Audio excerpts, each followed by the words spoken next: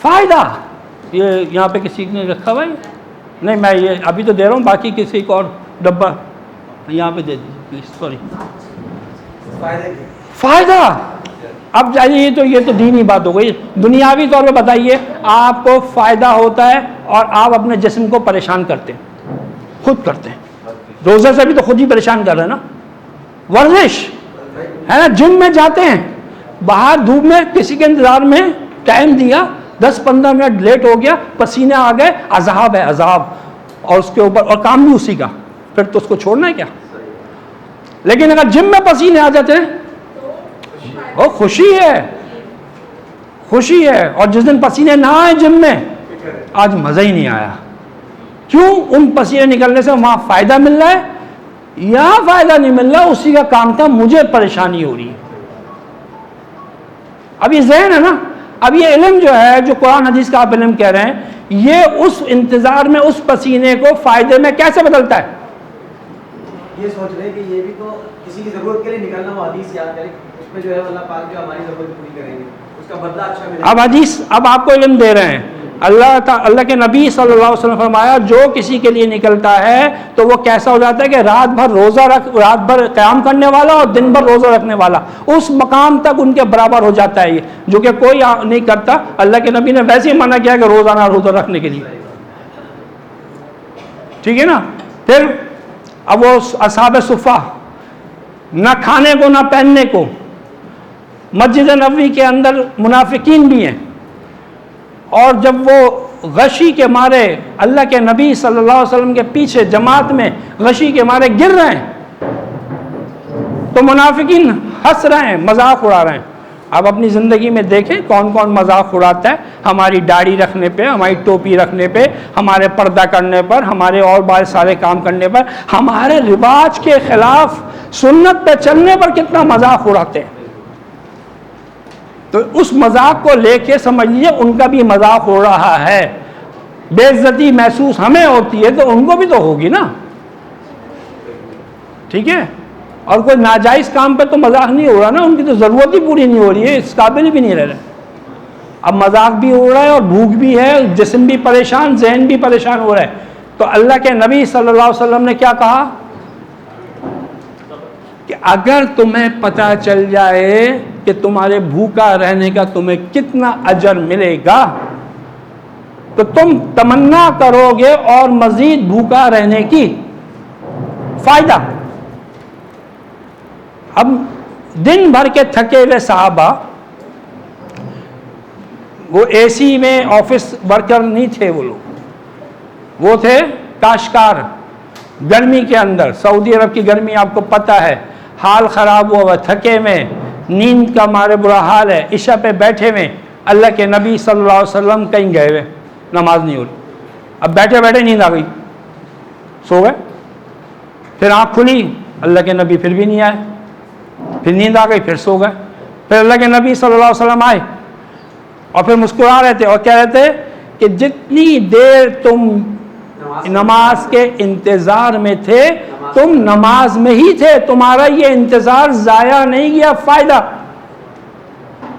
लेकिन ये फ़ायदा तो उनके लिए वैल्यूएबल है जिनको ये फ़ायदा चाहिए, जिनको ये फ़ायदा नहीं, उधार है, उधार, कैश की बात करो, अभी की बात करो, तो उनके लिए इनकी कोई वैल्यू नहीं है, ठीक है। तो ये जहन जो है, ये इल्म जो है, ये इंसान की ज़रूरत है। इसीलिए ज़रूरत जो होती है वो मैंने बताया था क्या होती है, हर ज़रूरत क्या होती है, हर इंसान का हक होता है, वो हक है उसका, हर ज़रूरत हक है और हर हक फ़र्ज होता है।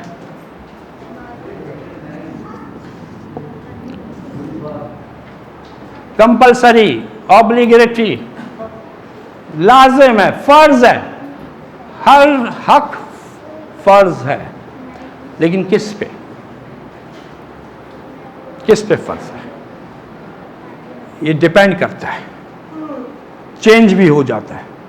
इसको मिसाल से समझ लीजिए, ये वैसे तो हमारे बहुत सारे पुराने साथी हैं, तो उनके क्या होगी, रिवीजन, ठीक है। बच्चा पैदा हुआ, सबसे पहला उसकी ज़रूरत क्या है? दूध। और जो जिन्होंने नहीं सुना हुआ मुझसे वो सिर्फ बोले, ठीक है। दूध, दूध उसकी ज़रूरत है, उसका हक है। फर्ज किस पे? माँ पे, ठीक है। बच्चा बड़ा हुआ, 2-4 साल का हुआ, अब रोटी खा रहा है, रोटी उसकी ज़रूरत है, उसका हक है। फर्ज किस पे? नहीं, जो सिर्फ बाप कह रहे हैं वो कौन है? ज़रा वो हाथ उठाए जो सिर्फ बाप कह। आप बहुत अच्छे शौहर और अच्छे बाप है, क्योंकि आप कमा के भी लाते हैं और पका के खिलाते भी हैं, माशाल्लाह। लेकिन ये तो आप फर्ज नहीं कर रहे, फर्ज से आगे कुछ कर रहे हैं। लेकिन फर्ज किस पे है? माँ बाप दोनों पे, कि बाप प्रोवाइड करे रोटी, आटा शोटा जो भी है, और माँ जो है उसको पका के खिलाए। 2 साल की उम्र है, खिलाए। अब बच्चा हो गया 5-6 साल का, अभी भी जो है उसको रोटी की ज़रूरत है, हक है।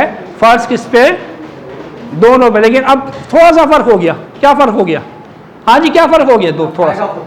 अब खाएगा वो खुद। हाँ, अब यहाँ तो हमारा जो है ना वो इतना बड़ा हो गया, 20 साल का, बीबी कहता है निवाला खिलाओ।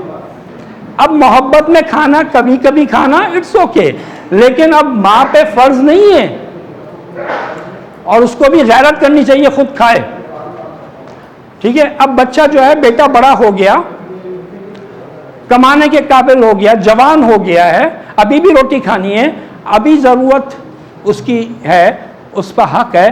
फर्ज किस पे? उस पे, खुद पे, कि वो कमाए और पकाए कौन?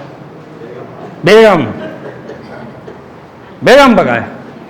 अच्छा, अभी ये हंस रही है, इधर आ जाओ। बेटी बड़ी हो गई, 17-18 साल की हो गई, शादी अभी नहीं हुई है, रोटी खानी है, ठीक है। उसका हक है। फर्ज किस पे है?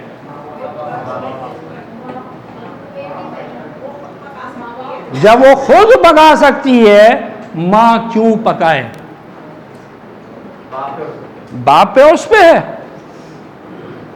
वो क्यों पकाए?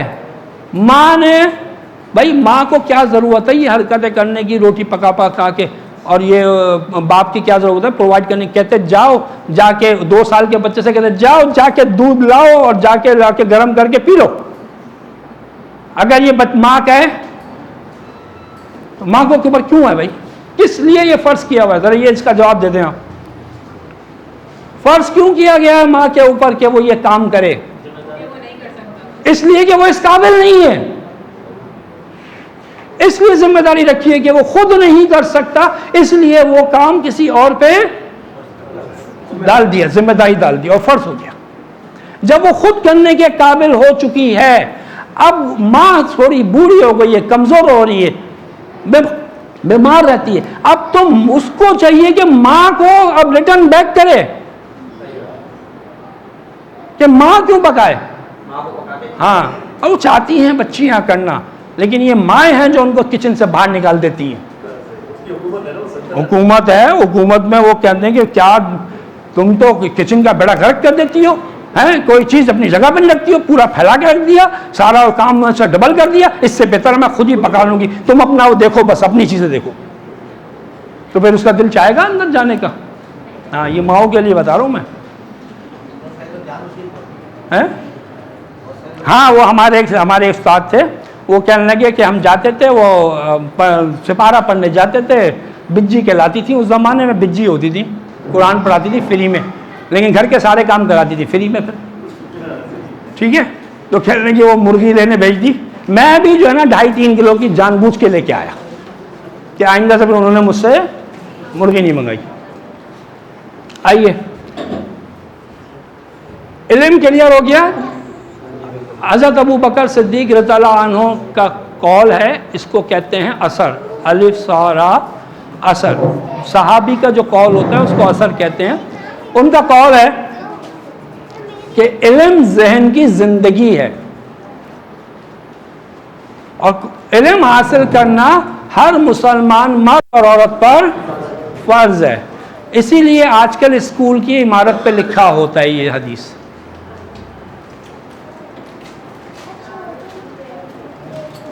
तो ये अगर कोई इंसान इंग्लिश ना पढ़े, बायोलॉजी ना पढ़े, केमिस्ट्री ना पढ़े, फिजिक्स ना पढ़े, सिंधी ना पढ़े, तो क्या गुनाहगार होगा? तो फिर फर्ज तो जो अदा नहीं करता वो तो गुनाहगार होता है। वहां पे वो इल्म की बात होती है जिससे जिंदगी चलानी है। इस जिंदगी के अंदर कुछ शोबे होते हैं, उस शोबे को चलाने के लिए आपको दुनियावी इल्म की जरूरत होती है, और वो कभी कभी किसी के ऊपर फर्ज भी हो जाते हैं, क्योंकि अगर उसका माश जो है उसके बगैर नहीं चल सकता तो उसके ऊपर लाजिम है कि वो इल्म हासिल करे।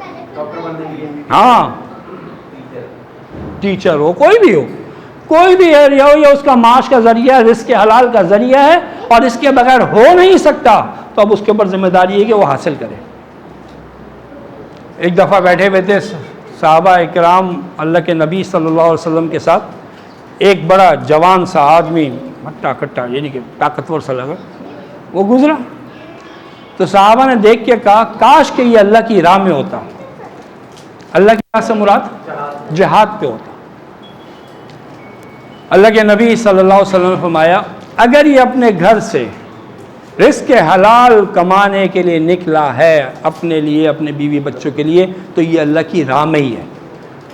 इसका मतलब ये बिल्कुल नहीं है कि सारे बस वहीं निकल जाएं।